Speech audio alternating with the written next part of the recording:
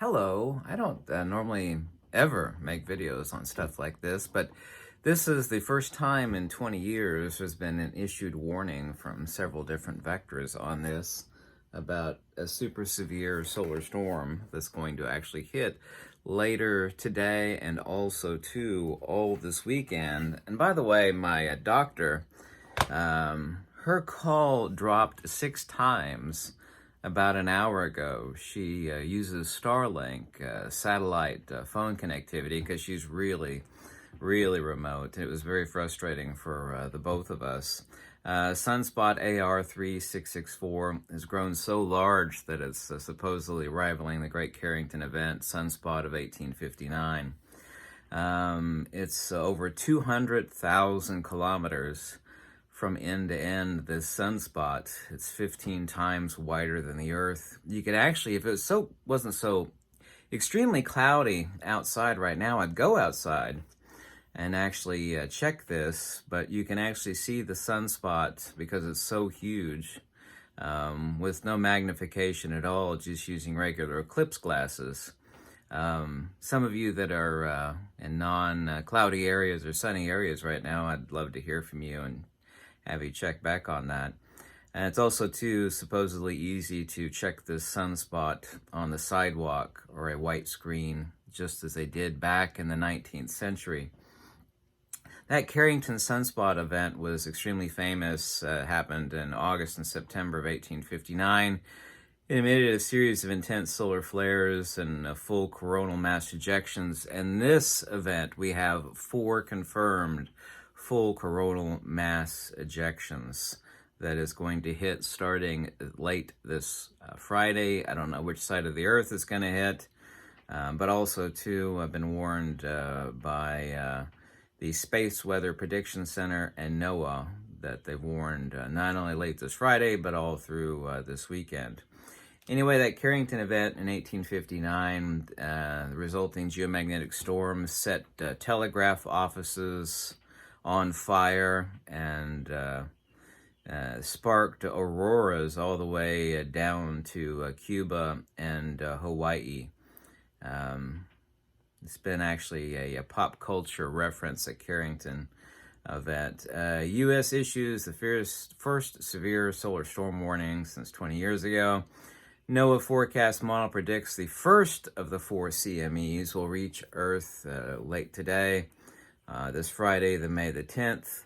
The additional CMEs will arrive on May the 11th and possibly the 12th. Minor to strong geomagnetic storms could occur on all 3 days, with auroras potentially visible at mid-latitudes in Europe and the United States. They're actually predicting, NOAA is, that you'll see auroras as far south as Alabama and Northern California. Space Weather Prediction Center, SWPC, which is a subdivision of National Weather Service, is monitoring the sunspot. And I've seen the video. You could actually go look it up yourself. 4 affirmed full coronal mass ejections that are headed this way. I'm not a doom and gloomer. I'm actually very interested in see what would happen. I got confirmation like an hour ago talking to my doctor, who's near Manchester, Kentucky. She was using satellite phone. I mean, it dropped 6 times. We were both frustrated. So I like to see, from a purely investigation vector of what will actually happen. Could be, a whole lot of nothing. One thing you'll actually notice, keep watch of this, even if it is going to hit, multiple vectors indicate that it's going to hit, is that even if it's a low-level collision with the Earth, you'll notice things like headaches, dizziness, confusion, mood swings, obviously, so satellite disruption. I've already encountered that already. Dropped cell calls. This is destructive interference from charged plasma and EMF disruption. EMF, as you possibly recall, is the basis for every cell phone on Earth and all satellites. Actually, there are some laser-based communication satellites, but those are military and government. They're not commercial, civilian-based communication lines. But you actually still get disruption there as well, because it is still EMR. Even light radiation communication is electromagnetic radiation. So you still suffer destructive interference. And so I'd be fascinated to see the various things that happen. I felt a little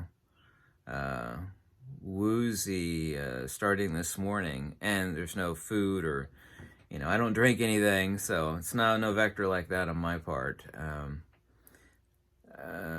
5 outbursts, so we know of 4, but they're actually reporting 5.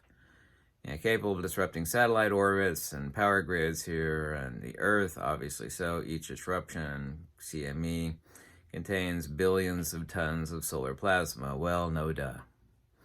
I know that. So I'd love to see what happens later this Friday.